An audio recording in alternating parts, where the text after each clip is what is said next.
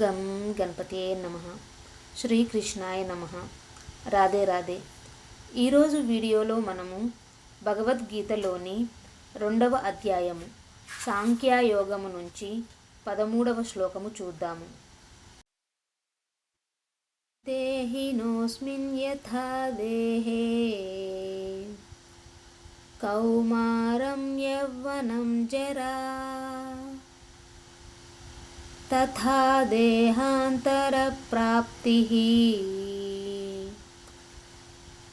ధీరస్తత్ర న ముహ్యతి. ఇప్పుడు ఈ శ్లోకం యొక్క అర్థాన్ని చూద్దాము. దేహినః దేహములోనున్నవాడు, అస్మిన్ దీనిలో, యథా ఎట్లయితే, దేహే శరీరంలో, కౌమారం బాల్యము, యవ్వనం యుక్త వయస్సు, జరా వార్ధక్యము ముసలితనము, తథా ఆ విధముగా, దేహ అంతర ఇంకొక దేహము, ప్రాప్తి పొందును, ధీరః వివేకులు, తత్ర ఆ విషయములో, నముహ్యతి భ్రమకు లోనవ్వరు. ఇప్పుడు ఈ శ్లోకం యొక్క పూర్తి అర్థాన్ని చూద్దాము. ఏ విధంగానైతే దేహంలో ఉన్న జీవాత్మ వరుసగా బాల్యము, యవ్వనం, ముసలితనముల గుండా సాగిపోతుందో, అదే విధముగా మరణ సమయంలో జీవాత్మ మరి ఒక దేహములోనికి ప్రవేశిస్తుంది. వివేకవంతులు ఈ విషయమున భ్రమకు లోనవ్వరు. ఇప్పుడు ఈ శ్లోకం యొక్క సారాంశాన్ని చూద్దాము. శ్రీకృష్ణుడు తన తర్కంతో ఒక జన్మ నుండి ఇంకొక జన్మకు ఆత్మ ఎలా శరీర మార్పుల ద్వారా ప్రయాణిస్తుందో వివరిస్తున్నారు. మన జీవితం ఒకే జన్మలో కూడా బాల్యం, యవ్వనము, యుక్త వయస్సు, వృద్ధాప్య దశలలో మారుతూ ఉంటుంది.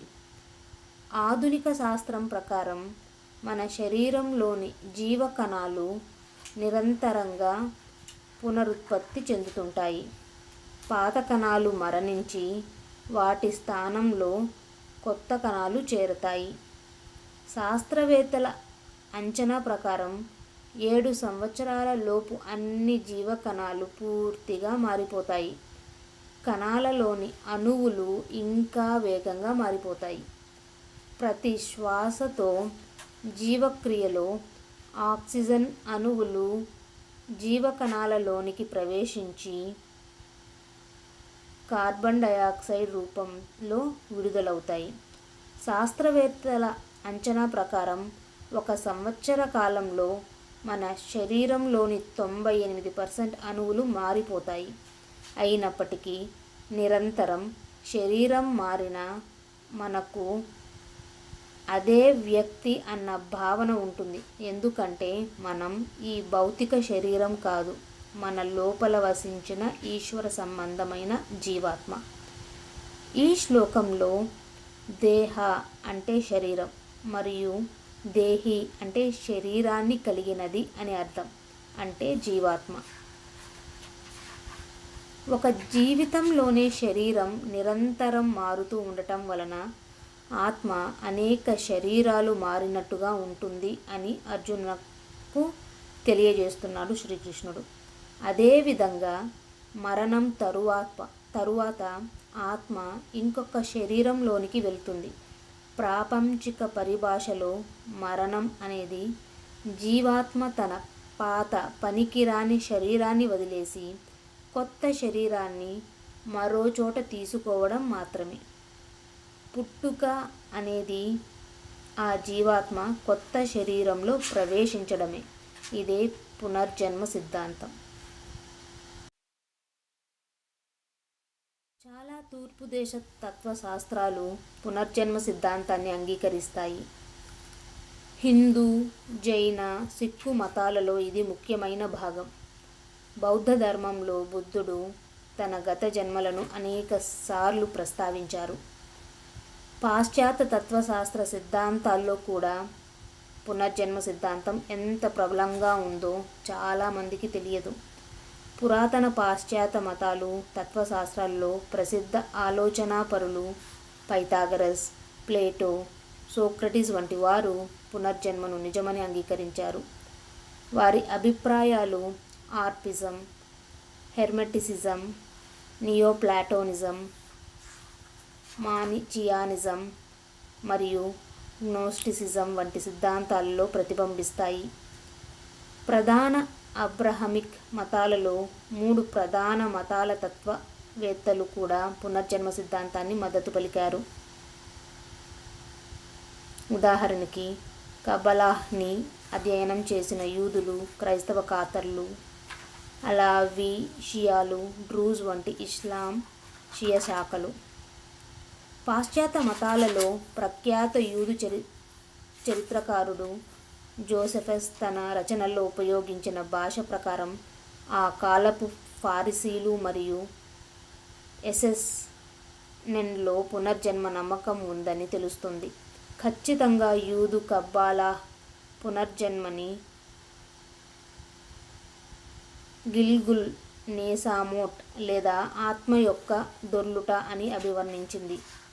ప్రఖ్యాత సూఫీ తత్వవేత్త మౌలానా జలాలుద్దీన్ రూమి ఈ విధంగా ప్రకటించారు: నేను రాయిగా చనిపోయి ఒక చెట్టుగా మారాను, నేను చెట్టుగా చనిపోయి ఒక జంతువుగా మారాను, నేను జంతువుగా చనిపోయి ఒక మనిషిగా మారాను. అలాంటి సందర్భంలో నేను మరణం గురించి ఎందుకు భయపడాలి?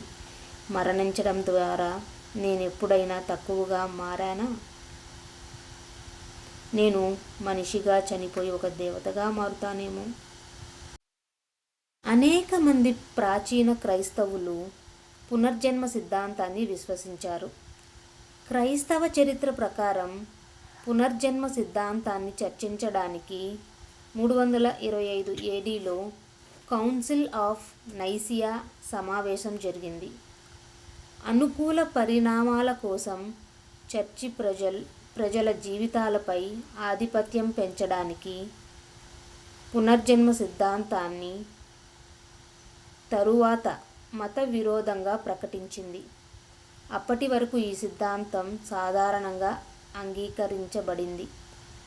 యేసుక్రీస్తు తన శిష్యులకు జాన్ ద బాప్టిస్ట్ అనేవారు ఎలైజా ద ప్రాఫెట్ యొక్క అవతారమని చెప్పడం ద్వారా పరోక్షంగా ఈ సిద్ధాంతాన్ని ప్రకటించారు. పాత నిబంధనల్లో కూడా ఇది పేర్కొనబడింది. క్రైస్తవ ఫాదర్లలో ప్రఖ్యాత పండితుడు అయిన ఓరిజెన్ ప్రకటించిన విధంగా ప్రతి మనిషి తన పూర్వజన్మల కర్మల అనుగుణంగా ఒక శరీరం పొందుతాడు. సోలమాన్ యొక్క బుక్ ఆఫ్ విజ్డమ్ ప్రకారం మంచి శరీరంతో సక్రమమైన అవయవాలతో పుట్టడం అనేది పూర్వజన్మలలో చేసిన మంచి పనుల ప్రతిఫలం. ప్రపంచవ్యాప్తంగా సైబీరియా, పశ్చిమ ఆఫ్రికా, ఉత్తర అమెరికా మరియు ఆస్ట్రేలియా వంటి ప్రాంతాలలో అనేక ఆదివాసీ సమాజాలు పునర్జన్మ సిద్ధాంతాన్ని విశ్వసిస్తాయి. ఇటీవలి శతాబ్దాల కాలంలో మరియు నాగరికతల్లో కూడా రోసిక్రూసియన్స్, స్పిరిటిజం, థియోసాఫిక్స్ మరియు న్యూ ఏజ్ సిద్ధాంతాలను అనుసరించే వారిలో పునర్జన్మ నమ్మకం ఉంది. తాజా కాలంలో ప్రముఖ విశ్వవిద్యాలయాల శాస్త్రవేత్తలు కూడా పునర్జన్మని అధ్యయనం చేస్తున్నారు. ఉదాహరణకు వర్జీనియా విశ్వవిద్యాలయానికి చెందిన డాక్టర్ ఇయాన్ స్టీవెన్సన్ మరియు డాక్టర్ జిమ్ టక్కర్ వారి రచనలను చెప్పవచ్చు.